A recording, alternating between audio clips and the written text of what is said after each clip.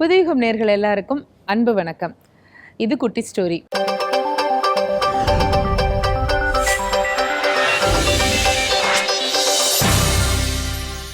நமக்கெல்லாம் பல பேருக்கு எதுக்கு அதிக மதிப்பு கொடுக்கறது, எதுக்கு அதிக மதிப்பு கொடுக்காம இருக்கிறது அப்படிங்கிறதுல சில சமயம் குழப்பங்கள் நிறைய வர்றது உண்டு. பல பேர் எந்த நேரத்தில் எதுக்கு முக்கியத்துவம் கொடுக்கணும் அப்படின்னு தெரியாமல் தான் வாழ்க்கையில் தடுமாறி போய்ட்றாங்க. இந்த செய்தியை சொல்கிற ஒரு குட்டி ஸ்டோரியை தான் இன்றைக்கி நாம் தெரிஞ்சுக்க போகிறோம். ஒரு ஊரில் ஒரு பெரிய பணக்காரர், அவர் ஒரு ஜமீன்தார். அவருக்கு பரம்பரையாக ஆயிரக்கணக்கான ஏக்கர் நிலங்கள் இருக்குது, தோட்டம் இருக்குது, கிலோ கணக்கில் தங்கம் வெள்ளி வைரம் எல்லாம் நிறையா இருக்குது. சொத்துக்கெல்லாம் ஒரு குறைவும் கிடையாது. ஆனால் ஒரே ஒரு பிரச்சனை என்னென்னா, அவருக்கு அதிகமான படிப்பறிவு கிடையாது.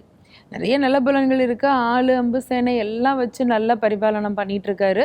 ஆனால் அவரோட பிரச்சனை என்னென்னா கல்வி அறிவு இல்லாதது தான். சரி, அவருக்கு தான் இல்லை, படிக்க வாய்ப்பு இல்லாமல் போயிடுச்சு போல் அப்படின்னா அவர் பையனையாவது படிக்க வச்சிடணும் அப்படின்னு அவரோட மனைவிக்கு ரொம்ப ஆசை. நம்ம பையனுக்கு பாடம் சொல்லி கொடுக்கறதுக்கு ஏற்பாடு பண்ணுங்கன்னு அந்த அம்மா சொல்லிக்கிட்டே இருந்தாங்க. இவருக்கு என்னென்னா, நம்ம பையனை கொண்டு போய் மற்ற பிள்ளைங்களோட பள்ளிக்கூடத்தில் சேர்க்குறதா, அது நம்ம கௌரவத்துக்கு அழகில்லையே அப்படின்னு சொல்லி அவனை கொண்டு போய் சேர்க்காமலே இருந்துட்டு இருந்தார். ஆனால் அந்த பையனோட அம்மாவுக்கு பையனுக்காவது கல்வி அறிவு இருக்கணுமே அப்படிங்கிற கவலையில் வீட்டுக்காரரை இப்படி போட்டு அவங்க வற்புறுத்திக்கிட்டே இருந்தாங்க. இப்போ ஜமீன்தார் ஒரு முடிவுக்கு வந்தார். சரி, எல்லா பையங்களோடும் பையங்களாக இவனை கொண்டு போய் சேர்க்க வேண்டாம், ஆனால் இவனுக்கு கல்வி அறிவும் கொடுக்கணும் அப்படின்னா வீட்டிலையே ஒரு ஆசிரியரை வர வச்சு இவனுக்கு நாம் பாடங்கள் சொல்லிக் கொடுக்க வைப்போம் அப்படின்னு முடிவு பண்ணார். இவர்கிட்ட வேலை பார்க்குற கணக்குப்பிள்ளை ஒருத்தர், அவர்கிட்ட சொல்லி நல்ல வாத்தியாராக ஒருத்தரை ஏற்பாடு பண்ணுங்க அப்படின்னு சொல்லியிருந்தார். கணக்குப்பிள்ளை ஏற்கனவே இவர்கிட்ட படாத பாடுபட்டு இருக்காரா, யாரை கொண்டு வந்து இங்கே சேர்க்கறது, அவன் வேற நம்மளை திட்டுவானே அப்படின்னு யோசிச்சுக்கிட்டே இருந்தார். ஒரு நாளைக்கு இவங்களுடைய அந்த வேலைகள் எல்லாம் முடிச்சுட்டு தோட்டத்திலேருந்து வீட்டு பக்கமாக வந்துகிட்டு இருந்தார். இவர் வீட்டினுடைய அந்த பெரிய அந்த சுவருக்கு பக்கத்தில் ஒருத்தர் மயங்கி அப்படியே சாஞ்ச மாதிரி உட்காந்துருந்தார். ஜமீன்தார் அவர் வந்துகிட்டு இருந்த அந்த குதிரை வண்டியை நிறுத்த சொல்லிட்டு, யாரோ ஒருத்தர் அங்கே சரிஞ்சு மயங்கி கிடக்கா இருப்பாருங்க, போய் அவரை தூக்குங்க அப்படின்னு வேலையாள்கிட்ட சொல்கிறாரு. அவங்களும் போய் தண்ணி தெளித்து அவரை தூக்கிட்டு வந்து பங்களாவுக்கு உள்ள முன்பக்கம் முகப்பு பக்கம் பெரிய திண்ணை இருக்கும் இல்லையா, அந்த திண்ணையில் படுக்க வச்சு அவருக்கு வைத்தியம் பார்க்குறாங்க. அவர் கொஞ்ச நேரத்தில் கண்ணு விழிக்கிறாரு.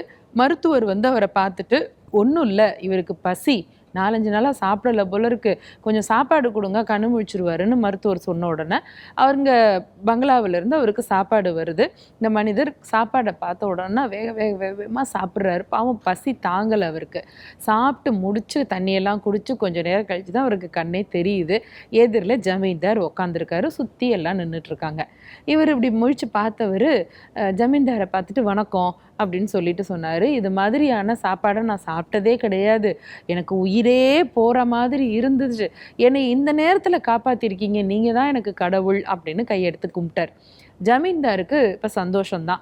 சரி, நீங்கள் யார், எங்கேருந்து வரீங்க, ஏன் இப்படி இருக்கீங்க அப்படின்னு விவரம் கேட்ட உடனே அவர் சொன்னார், இல்லை, நான் பக்கத்து நாட்டிலேருந்து வந்தேன், ஒரு பிரச்சனை காரணமாக நான் வெளியில் வந்துட்டேன், ரொம்ப தூரமாக நடந்து வந்துட்டு இருந்ததுனால எனக்கு சாப்பிடவும் ஒன்றும் இல்லை, அதில் தான் மயங்கி போய் உங்கள் பங்களா வாசல்லையே விழுந்துட்டேன் அப்படின்னு அவர் சொன்ன உடனே இப்போது அந்த ஜமீன்தார் கேட்டார், சரி அந்த நாட்டில் என்ன பண்ணிட்டு இருந்தீங்க அப்படின்னு.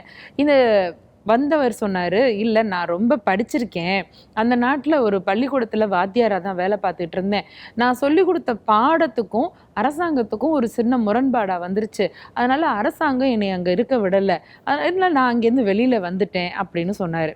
இப்போ அந்த ஜமீன்தாருக்கு ரொம்ப நல்லதாக போச்சு.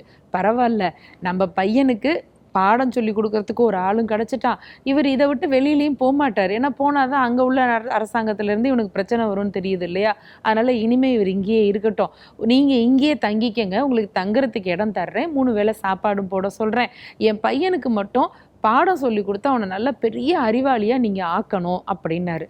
இவர் சரிங்க ஐயா அப்படின்னு சொல்லிட்டு அடுத்த வார்த்தை கேட்டார், பாடம் சொல்லி கொடுக்குறேன், சரி அதுக்கு நீங்கள் என்ன சம்பளம் தருவீங்கன்னு கேட்டுட்டார்.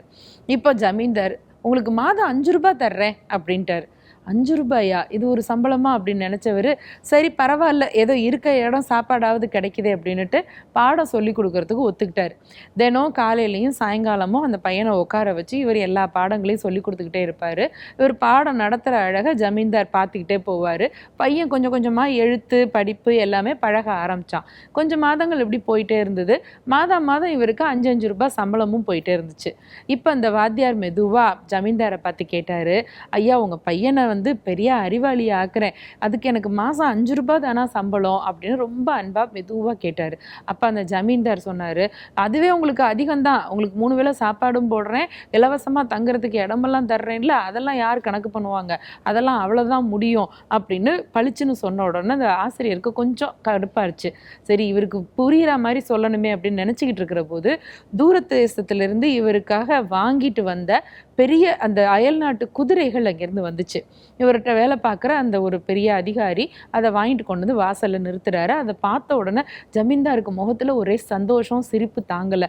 அடாடா பிரமாதம், சூப்பர், அருமையான குதிரைகளை வாங்கிட்டு வந்திருக்கீங்க அப்படின்னுட்டு வேகமாக குதிரைகளை பார்க்கறதுக்காக போனார். சுற்றி சுற்றி பார்த்தாரு, குதிரையை தட்டி கொடுத்தாரு. அருமையாக நல்லா தேர்ந்தெடுத்து வாங்கிட்டு வந்திருக்கீங்க அப்படின்னு அந்த அதிகாரிக்கு பாராட்டு சொல்லிட்டு மறுபடியும் அரண்மனைக்குள்ளே வர்றாரு. முன்னாடி இருந்த ஆசிரியர் இப்போ கேட்டார், ஐயா இந்த குதிரையெல்லாம் எங்கேருந்து வருது? அது தூரதேசத்துலேருந்து வாங்கிட்டு வந்திருக்காங்க. அதெல்லாம் எவ்வளவு இது அப்படின்னு, அதெல்லாம் ஒன்று 1000 பொண்ணு மதிப்புள்ளது தெரியுமா உனக்கு அப்படின்னாரு. அப்படிங்களா ஐயா, சரி சரி இந்த குதிரையெல்லாம் நம்ம அரண்மனையில் வச்சு என்ன பண்ண போகிறோம் நம்ம அப்படின்னு, எனக்கு குதிரை வளர்க்குறதுனா ரொம்ப பிடிக்கும்யா அப்படின்னாரு அவர். ஓஹோ, அப்போ அந்த குதிரையெல்லாம் வளர்க்குறதுக்கு நீங்கள் மாதம் எவ்வளவு செலவு செய்வீங்க அப்படின்னு, அது எத்தனையோ 1000 ஆகும் தான், அதுக்கு என்ன பண்ண முடியும், குதிரையை வளர்த்து தானே ஆகணும் அப்படின்னாரு அவர். அப்போ அந்த ஆசிரியர் சிரிச்சுக்கிட்டே சொன்னார், அப்போ ஒன்று பண்ணுங்க, உங்கள் பையனை பாடம் சொல்லி கொடுக்கறதுக்கு பதிலாக குதிரை வண்டியில் குதிரைக்கு பதிலாக அவனை கட்டி பழக்குங்க, குதிரைகளோட குதிரைகளாக அவனும் பழக ஆரம்பிச்சிருவான் அப்படின்னு. என்னையா சொல்கிறீங்க நீங்கன்னு கோவமா ஜமீன்தார் கேட்டார். அப்போ ஆசிரியர் சொன்னார், உங்கள் தலைமுறையினுடைய தலையெழுத்தையே மாத்திர கல்வி சொல்லி கொடுக்குற எனக்கு வெறும் ரூ. 5 தான். வெறும் ஆசைக்காக, அழகுக்காக, ஒரு கர்வத்துக்காக வளர்க்குறீங்க, பெருமைக்கு வளர்க்குற இந்த குதிரைகளுக்கு நீங்கள் ஆயிரக்கணக்கில் செலவு பண்ணுறீங்க. உங்களை பொறுத்த வரைக்கும் கல்விங்கிறது ஒன்றுத்துக்கும் உதவாதது, அதில் கொண்டு போய் எதுக்கு செலவு பண்ணணும்னு தானே யோசிக்கிறீங்க. அதுக்கு பதிலாக குதிரை வண்டியில் உங்கள் பையனை பூட்டி அவனை ஓட்டப்பந்தயத்துக்கு பழக்குங்க, பின்னாடி நிறையா அவன் சம்பாதிப்பான் அப்படின்னு சொல்லிட்டு ஜமீன்தாருடைய பங்களாவை விட்டு அந்த ஆசிரியர் கம்பீரமாக வெளியில் ஏறி வந்துட்டார். கல்வி எப்போவுமே தனித்துவமானது தான். காசுனால கல்வியை அடிமைப்படுத்தவே முடியாது இல்லையா? சிந்திக்கலாமா? நன்றி.